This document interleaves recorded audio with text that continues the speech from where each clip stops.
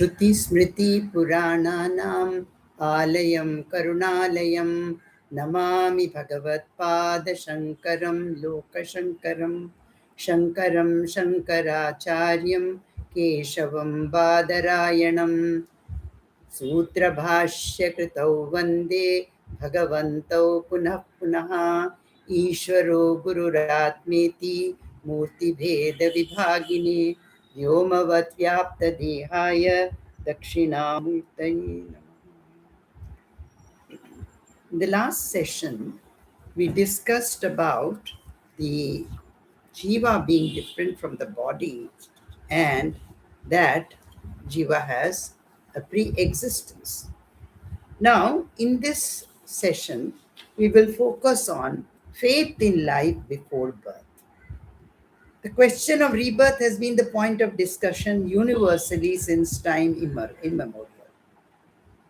Even in those countries where the present generation does not accept birth or rebirth or existence before birth, the previous generations, even there, had accepted it. The geometer Pythagoras of Greece has talked about previous lives. Buddha's tales are full of these things.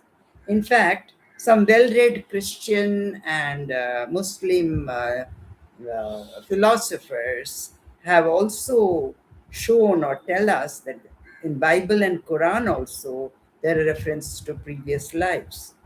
In many countries all over the world, people undertake various projects only after taking guidance from their horoscopes.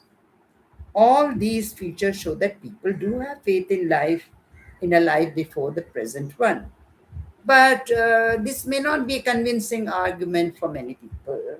And we also will not, as per the book here that is under discussion, we are not going to elaborate more on that.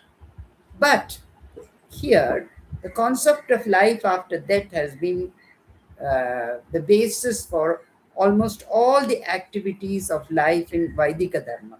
That is going to be discussed. Whether it is yajna, or puja, or bhakti, dana, that means charity, or sadachara, everything stands only on the basis of the basis of this rebirth. Wise people have told us that a comfortable living results from dana. So if you have made charity, you do charity, then you also will have a comfortable life. That means you share, in return you will also have a better living. Intelligence results, they say, from serving aged people. And longevity in life results from ahimsa. If you practice non-violence, ahimsa, you're supposed to have a longer life. So if somebody has a longer life, in some birth, they have practiced non-violence or ahimsa. Similarly, in some life, or now they have served aged people, and therefore they have more intelligence. Now, just only on this present action, if you have to do dana or charity, there is some loss. You lose some part of your money. Serving the aged results in exhaustion and perhaps even a rebuke from the people whom you serve. The caretakers know how difficult it is to give care to people who are ill or who are old. And ahimsa leads to discomfort. Non-violence means, discomfort. A mosquito comes and bites you and you practice ahimsa, non-violence, but then it will bite you. You'll have to suffer its sting. But still people indulge in these things in the hope that sometime later they would yield promised or beneficial results. Since it may not be possible to enjoy the fruits of these actions in this life itself, it would presuppose another life after the present life. Otherwise, this karma will be meaningless. Some people who believe in a life after death say that Swarga is the reward for all these good actions and Naraka is the punishment for all the bad actions. After death, Those who have done punya karma go to Swarga, and those who have done papa karma will go to Naraka.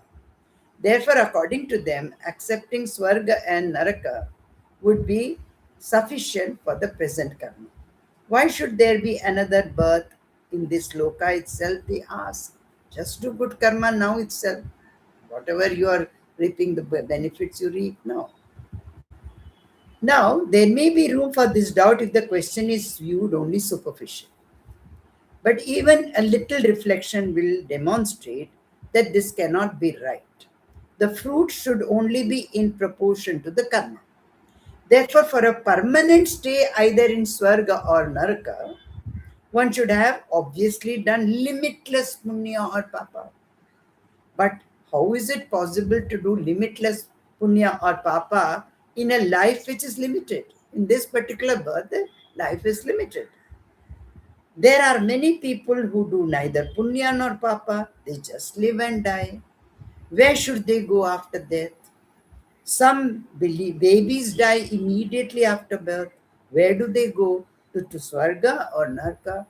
Some may say, if he is born in our religion, he will go to Sarga. If born in another religion, he will go to Naraka. This obviously is foolish because nobody is born in a given religion by his choice. If you say God is responsible for one's birth in a given religion, it would invite the charge of prejudice and bias on the part of God. What about people who were born before the birth of these religions? Can any sensible person say that they all invariably went to hell? If the routes to heaven or hell are only one way traffic, then would they not become overcrowded in due course? In fact, more basic questions are, why should God give even the present birth?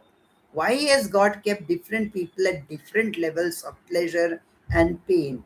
Why are some jivas born as human beings while some others are born as animals and birds and some even as worms in filth? Therefore, any theory not accepting rebirth is palpably absurd. If you remember the conversation between Sri Ramakrishna and Ishwar Chandra Vidyasagar, it was a revelation to Ishwar Chandra Vidyasagar that people, human beings, are born with different capacities. Some are, better than others. In fact, when this question was raised by Ishwar Chandra Vidyasagar, Sri Ramakrishna jokes and says, "Oh, we wouldn't have come to see you. You are a Vidyasagar. You are the ocean of knowledge. That's why we've come to you." And in fact, Sri Ramakrishna considered this question a petty question. How could such a big scholar ask such a question? Because a manifestation in different people, human beings, is different. God manifests in a higher form in some and low form in others. Shastra also describes Swarga and Naraka. According to the Shastra, the Jivas experience their special Punya karma and special Papa karma respectively in these worlds, and with the completion of that karma, they come back to the earth to experience other karma. If this is correct, then obviously the Jiva who has to go to these lokas has to be different from the gross body. Jiva must be going there only with some other subtle body. This is because the gross body becomes either mud or ash here itself after death. Except the Nastikas, even those who do not believe in rebirth accept this statement. But this is possible if and only if there is a jiva with an indestructible, subtle body. Therefore, first we have to show that such a jiva exists. The Shastra discusses this topic in an analytical manner. You take Kathopanishad, this discussion is in a dialogue between Nachiketa and the Lord Yama, the Lord of Death. Discussions are also contained in Brihadaranyaka Upanishad, in Prashna Upanishad, in Chandogya Upanishad, and also in the Bhagavad Gita and the Brahma Sutras.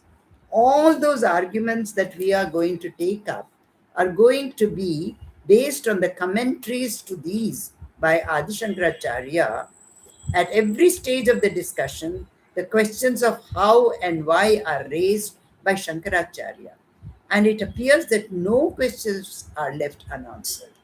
But in modern times, when science has progressed limitlessly, especially in the field of genetics, new questions are raised.